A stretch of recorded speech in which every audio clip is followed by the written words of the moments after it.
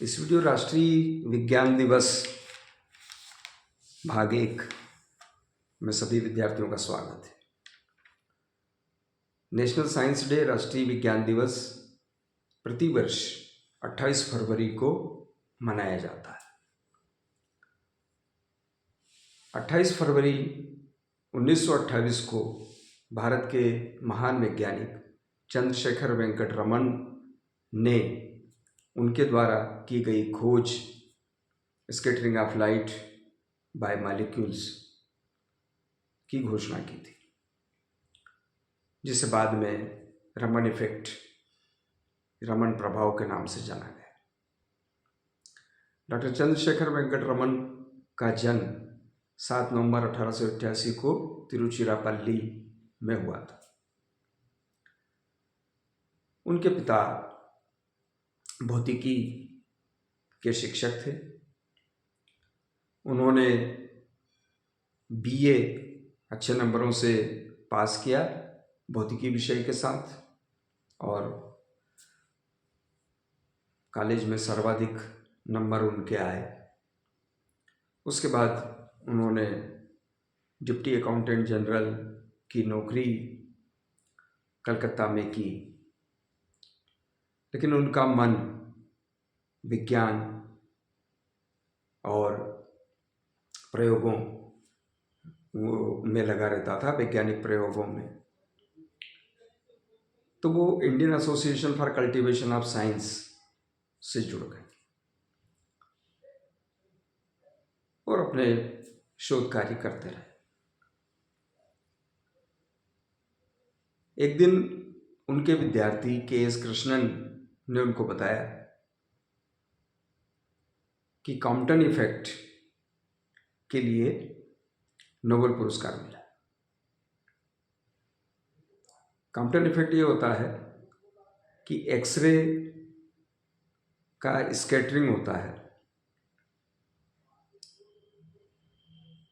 X-rays और free electrons, उनका collision होता है और एक्सरे की फ्रीक्वेंसी चेंज होती है। तो रमन ने प्रश्न किया कि जिस तरह से एक्सरे की फ्रीक्वेंसी चेंज होती है, उसी प्रकार से लाइट की फ्रीक्वेंसी भी क्या चेंज होती है अगर पारदर्शी माध्यम से हम उसे गुजारें। तो उन्होंने इस संबंध में कई प्रयोग किए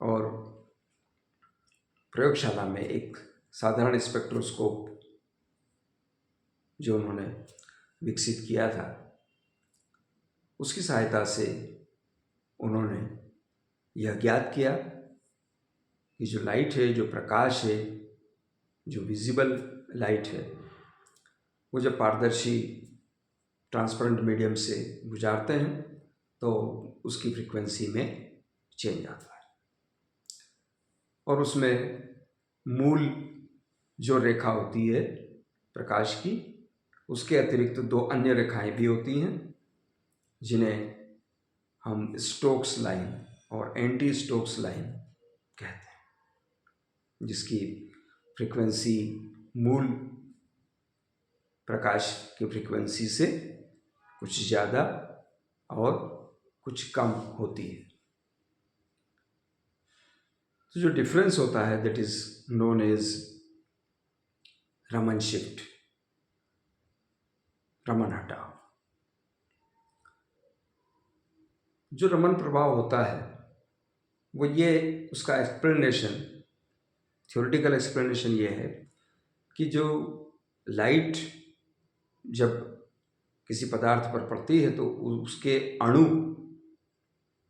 और लाइट क्वांटम, इनके बीच अंतरक्रिया होती है, और वो जो मॉलिक्यूल है वो उस लाइट को स्कैटर करता है।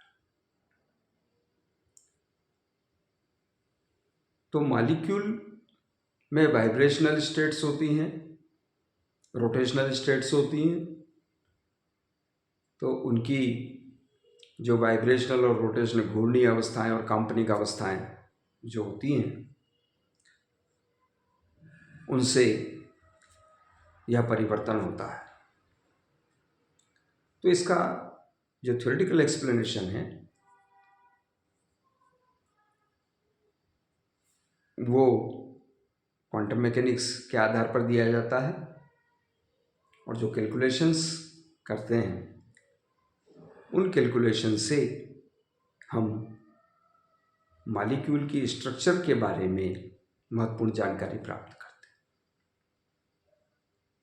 मॉलिक्यूल की जो स्ट्रक्चर है, उसकी जो बॉन्ड लेंथ है, वो बॉन्ड किस प्रकार का है, यह ज्ञात करने में यह महत्वपूर्ण भूमिका निभाता है। तो रमन प्रभाव का उपयोग पदार्थों की संरचना ज्ञात करने में किया जाता है। इस खोज के लिए 1930 में उन्हें नोबेल पुरस्कार मिला और भारत सरकार ने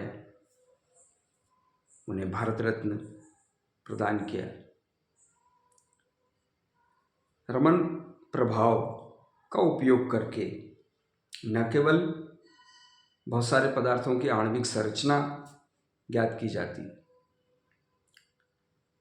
बल्कि इसके और भी कई उपयोग हैं। आज रमन प्रभाव बहुत सारे क्षेत्रों में उपयोग किया जाता है, चाहे बायोलॉजी हो, चाहे फिजिक्स हो, सेल की स्ट्रक्चर ज्ञात करना हो, ड्रग डिज़ाइन करना हो, इलेक्ट्रॉनिक्स में सेमीकंडक्टर उपयोग किया जाता है। तो सेमीकंडक्टर की प्रॉपर्टीज़ पता करना हो, कहीं कोई ऐतिहासिक कलाकृति है, उसकी एज पता करना हो, उसमें इसका उपयोग किया जाता है। तो बहुत सारे उपयोग आज की तारीख में विभिन्न क्षेत्रों में, बायोलॉजी में, केमिस्ट्री में, फिजिक्स में, जियोलॉजी में, अलग अलग क्षेत्रों में इसका उपयोग किया जाता है। और जो रमन स्पेक्ट्रोस्कोपी है वो भी अब काफ़ी डेवलप हो गई। लेज़र का आविष्कार होने के बाद लेज़र रमन स्पेक्ट्रोस्कोपी है, और सरफेस इनहेंसमेंट रमन स्पेक्ट्रोस्कोपी ये भी विकसित हुई। रिजोनेंस रमन स्पेक्ट्रोस्कोपी विकसित हुई। तो इन सब की सहायता से आज की तारीख में रमन प्रभाव, रमन स्पेक्ट्रोस्कोपी बहुत महत्वपूर्ण है और विभिन्न क्षेत्रों में उपयोग की जाती है। 1986 में national council of scientific research ने प्रस्ताव रखा कि रमन प्रभाव जो खोजा गया उसकी स्मृति में हम प्रतिवर्ष विज्ञान दिवस मनाएं। और 1988 से प्रतिवर्ष विज्ञान दिवस मनाया जाने लगा। 1987 से, 86 में प्रस्ताव रखा, 87 से प्रतिवर्ष विज्ञान दिवस मनाया जाने लगा। आज 2024 में हम 38वां विज्ञान दिवस मना रहे हैं। विज्ञान दिवस मनाने का उद्देश्य रमन के बारे में, रमन प्रभाव के बारे में जानना, लोगों को बताना और विज्ञान के प्रति लोगों में जागरूकता विकसित करना, ये इसका उद्देश्य। तो हम ऐसा करते हैं, कुछ प्रयोग करते हैं। देखते हैं वीडियो के भाग 2 में।